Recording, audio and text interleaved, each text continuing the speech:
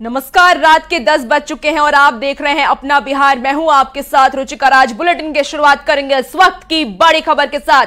मुजफ्फरपुर से इस वक्त की बड़ी खबर सामने आ रही है, जहां स्वर्ण व्यवसायी की गोली मारकर हत्या कर दी गई है। दुकान से घर लौटने के दौरान गोली मारी गई है। वहीं स्वर्ण व्यवसायी ओम प्रकाश की हत्या की गई है। जैतपुर ओपी के गिजास की यह घटना बताई जा रही है, जहां आपसी रंजिश में हत्या की यह आशंका जताई जा रही है। तो मुजफ्फरपुर से इस वक्त की बड़ी खबर बता रहे हैं, जहां सोना व्यवसायी की गोली मारकर हत्या कर दी गई है। दुकान से घर लौटने के दौरान उन्हें गोली मारी गई, जिसके बाद उनकी मौत हो गई। डीआरआई ने सोने की तस्करी रैकेट का भांडाफोड़ किया है। मुंबई जोनल यूनिट से विशेष सूचना के आधार पर डीआरआई पीआरयू की टीम ने कोलकाता से ग्वालियर ले जाने के दौरान शेर घाटी के सवकला टोल प्लाजा के पास कार से सोने के साथ 3 तस्करों को गिरफ्तार किया है। जब्त विदेशी सोने की कीमत 2 करोड़ 75 लाख रुपए आंकी जा रही है। गिरफ्तार लोगों ने इस बात को कबूल लिया है कि बरामद सोने को बांग्लादेश से भारत में तस्करी की करके उसे लाई जा रही थी।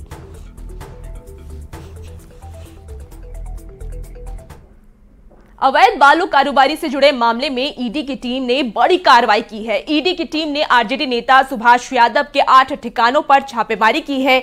पटना के दानापुर और मनेर स्थित ठिकानों पर छापेमारी की गई है। दानापुर के उनके 2 घरों से अब तक 2 करोड़ रुपए कैश मिले हैं। साथ ही पटना, रांची समेत कई जगहों पर जमीन से संबंधित बड़ी संख्या में कागजात के अलावा निवेश के और भी कई दस्तावेज मिले हैं। फिलहाल सभी दस्तावेजों की जांच चल रही है।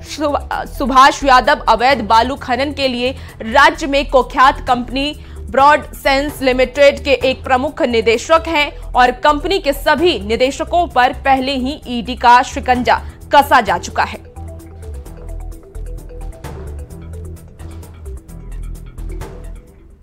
मुजफ्फरपुर में कटरा के बीडीओ से अपराधियों ने 10 लाख रुपए की रंगदारी मांगी है और रंगदारी नहीं देने पर अंजाम भुगतने की धमकी भी दी है।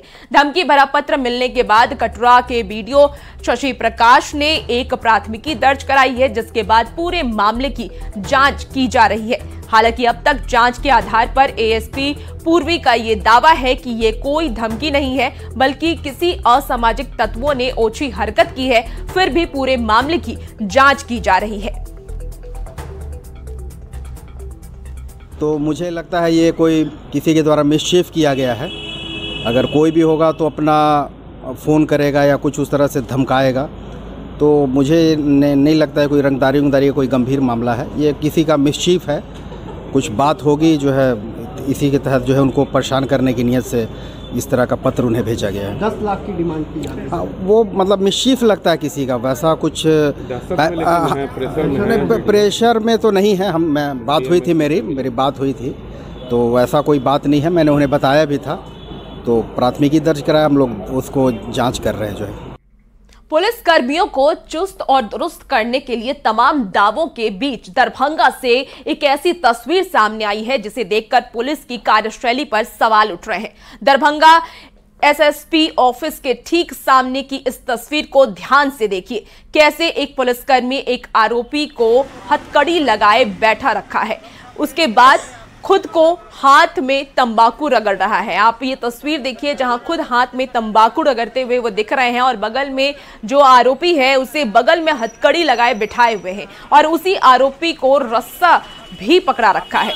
सवाल है कि क्या इस पुलिसकर्मी को अपने से ज्यादा इस आरोपी पर भरोसा है? अगर आरोपी चाहता तो पुलिस के पलक झपकते ही वहां से भाग भी सकता था, लेकिन आरोपी भी कानून के प्रति पूरी वफादारी निभाता दिखाई भी दे रहा है। मनीगाची के बाजितपुर इलाके में ताड़ी पीने के आरोप में इसे पकड़ा गया है। बिहार में एनडीए सरकार गठन के बाद पहली बार पटना पहुंचे केंद्रीय गृह मंत्री अमित शाह ने पालीगंज के मंच से लालू प्रसाद और कांग्रेस पर जमकर निशाना साधा है। अमित शाह ने कांग्रेस को पिछड़ों, अति पिछड़ों का अपमान करने वाला बताया है। उन्होंने कर्पूरी ठाकुर को भी सम्मान नहीं देने का आरोप लगाया है और लोगों को भरोसा दिलाया है कि सिर्फ प्रधानमंत्री नरेंद्र मोदी ही पिछड़ों अति पिछड़ों का भला कर सकते हैं। अमित शाह ने सीधा आरोप लगाया है कि जिस कांग्रेस ने पिछड़ों और अति पिछड़ों का अपमान किया, उसके जिसके कार्यकाल में भ्रष्टाचार की कीर्तिमान स्थापित हुई, आज लालू प्रसाद उसी कांग्रेस की गोद में जाकर बैठे हैं। वो एक ही काम कर सकते हैं, पिछड़ा और अति पिछड़ा की भूमि हथियाने का काम, गरीबों की भूमि हथियाने का काम। मगर मैं आज इस मंच से लालू प्रसाद जी की पार्टी को चेताने आया हूं, बिहार में फिर से डबल इंजन की सरकार बन गई है। भूमाफियाओं को उल्टा लटका कर सीधा करने का काम ये भारतीय जनता पार्टी की सरकार करेगी। हमारी सरकार बनने के बाद हमारी डबल इंजन सरकार एक कमेटी गठन करेगी, जिन्होंने गरीबों की भूमि कब्जाई है, इसके लिए एक कमेटी कठोर कार्यवाही करेगी और जेल की सलाखों के पीछे डालने का काम करेगी। पिछड़ों अति पिछड़ों और भ्रष्टाचार पर अमित शाह के बयान पर राजनीति तेज हो गई है। कांग्रेस और आरजेडी प्रवक्ता ने अमित शाह पर पलटवार किया है। मनुवाद के पोषक आज किस मुंह से ओबीसी और ईबीसी का नाम ले रहे हैं, अमित शाह जी बता दें। आरएसएस कि मूल सिद्धांतों में है भारत में मनुवाद को लागू करना। क्या अमित शाह आरएसएस के इस मूल सिद्धांत को खारिज करने की हिम्मत किसी दिन जुटा पाएंगे? जिस दिन वो हिम्मत जुटा लें उस दिन वो ओबीसी और ईबीसी का नाम ले। और अमित शाह जी ध्यान रखिए, सरकार तो एक दिन आपकी जाएगी और उल्टा आप लटकेंगे और राफेल घोटाले में आप और आपके बड़े भाई दोनों जेल में होंगे।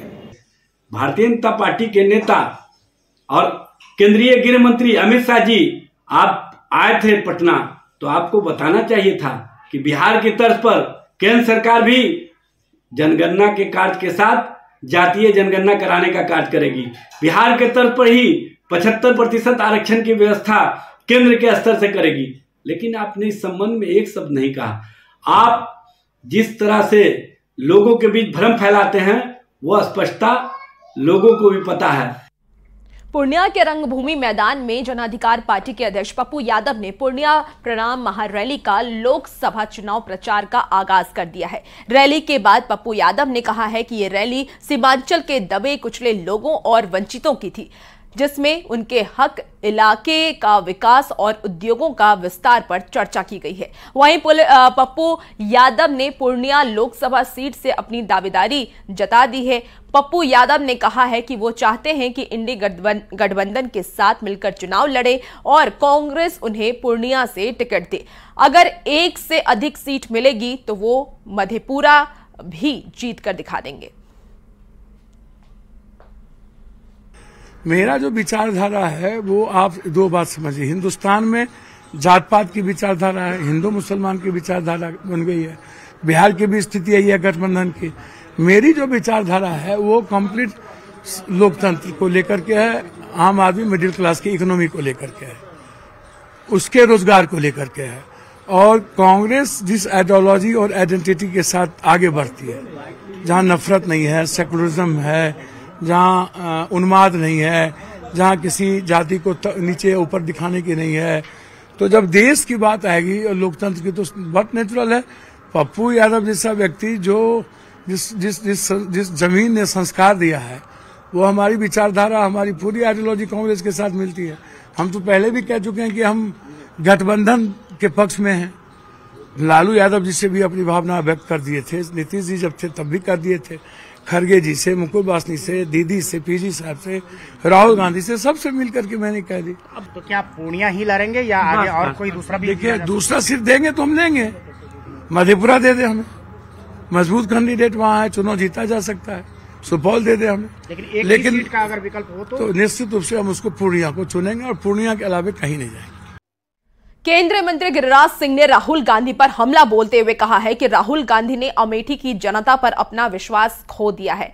इसी के साथ उन्होंने यह भी कहा है कि राहुल गांधी मुद्दे से भटक गए हैं और सिर्फ खास समुदाय के वोट के लिए राजनीति कर रहे हैं। राहुल गांधी ने वायनाड से चुनाव लड़ने की घोषणा की है क्योंकि वो एक मुस्लिम बहुल क्षेत्र है।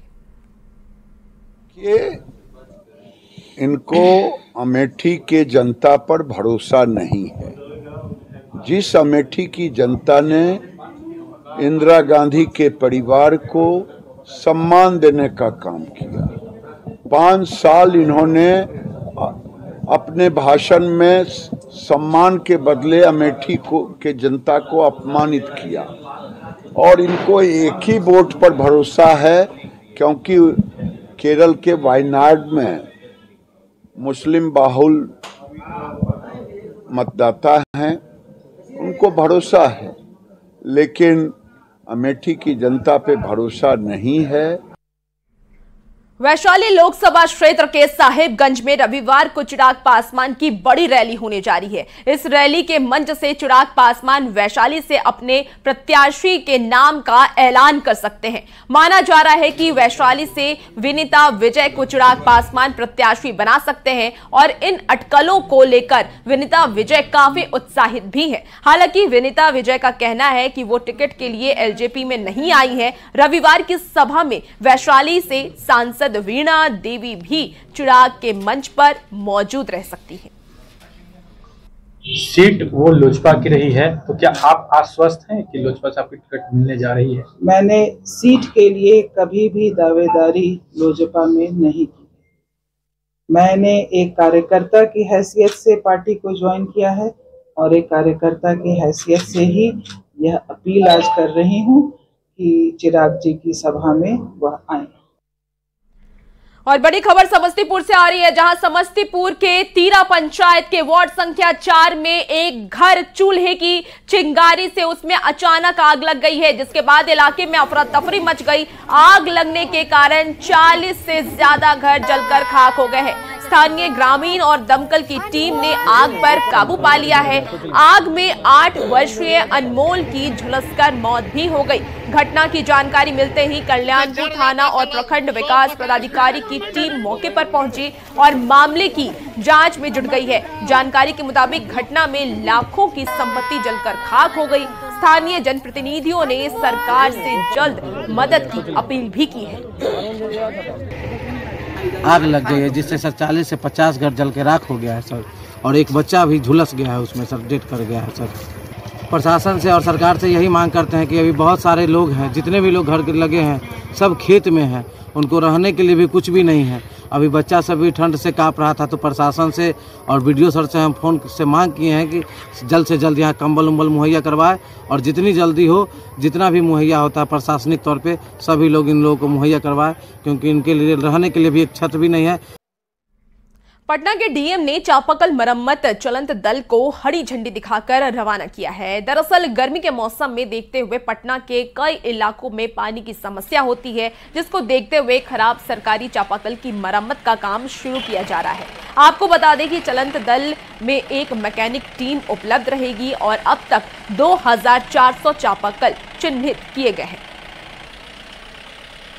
गर्मी का मौसम शुरू हो रहा है और आप जैसे जानते हैं कि एक्वीफर जो है, पानी का लेवल, वाटर टेबल जो है नीचे जाता है गर्मी के सीज़न में, तो उसमें जो है कुछ चापाकल बंद पड़ जाते हैं, कुछ चापाकल में जो है स्क्रीनिंग जाम हो जाता है।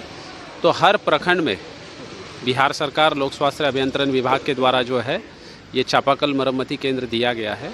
इसमें जो है एक मैकेनिकल टीम रहेगा, रोस्टर पंचायतवार इनके द्वारा बनाया गया है।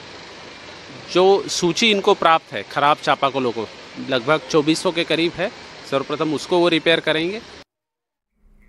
खबरों का सिलसिला जारी रहेगा, रुकेंगे एक छोटे से ब्रेक के लिए, कहीं मत जाइएगा, जल्द हाजिर होंगे।